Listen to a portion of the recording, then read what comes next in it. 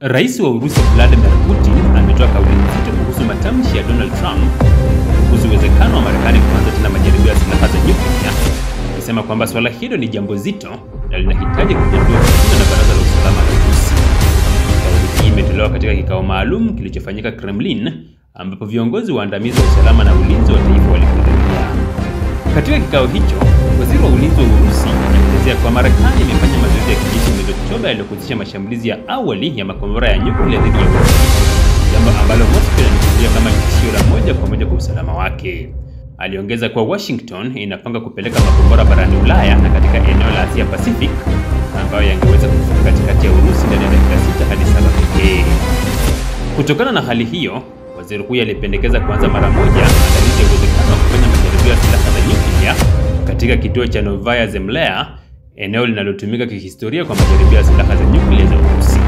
Pendekezo hilo lilipokelewa na rais kwa umakini mkubwa na akaagiza wizara husika, ikiwemo wizara ya mambo ya nje, wizara ya ulinzi na taasisi za kijasusi kukusanya taarifa zote muhimu, kufanya uchambuzi wa kina na kuwasilisha mapendekezo kuhusu uwezekano wa kuanza maandalizi ya majaribio hayo. Putin, hata hivyo, alisisitiza kwamba Urusi haina mpango wa kujiondoa kwenye mkataba wa kupinga marufuku ya majaribio ya silaha za nyuklia, Comprehensive Nuclear Test Ban Treaty (CTBT), kwani taifa hilo limekuwa likiheshimu masharti yake yote tangu mwanzo wa mkataba huo. Alibainisha kuwa Urusi itachukua hatua zinazofaa endapo mataifa mengine yatavunja mkataba huo kuanza majaribio mapya ya silaha za nyuklia. Kwa upande mwingine, balozi wa Urusi nchini Marekani alituma ujumbe maalum kwa uongozi wa Moscow akieleza hali ya matamshi ya Trump na kuomba uchunguzi wa kina juu ya mipango ya Washington. Taarifa hizo zilijadiliwa moja kwa moja na Putin pamoja na baraza lake la usalama, likiwa ni sehemu ya jitihada za Urusi kufuatilia mienendo ya Marekani katika uwanja wa silaha za kimkakati. Kwa sasa uhusiano kati ya Moscow na Washington unazidi kuwa mgumu kutokana na hatua za Marekani za kuimarisha silaha zake za kimkakati na mpango wa kurudisha majaribio ya silaha za nyuklia. Hali hii inaleta hofu ya kurejea katika enzi ya vita baridi, ambapo nguvu za nyuklia hutumika kama chombo cha kurudisha ubabe wa kijeshi na kisiasa.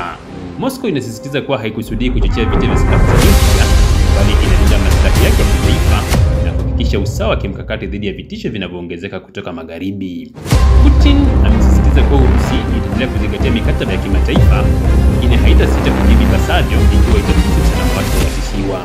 Kwa ujumla, mjadala huu umeibua hofu mpya kuhusu mustakabali wa amani ya dunia na uwezekano wa kuanza kwa enzi mpya ya mashindano ya silaha za nyuklia kati ya mataifa makubwa.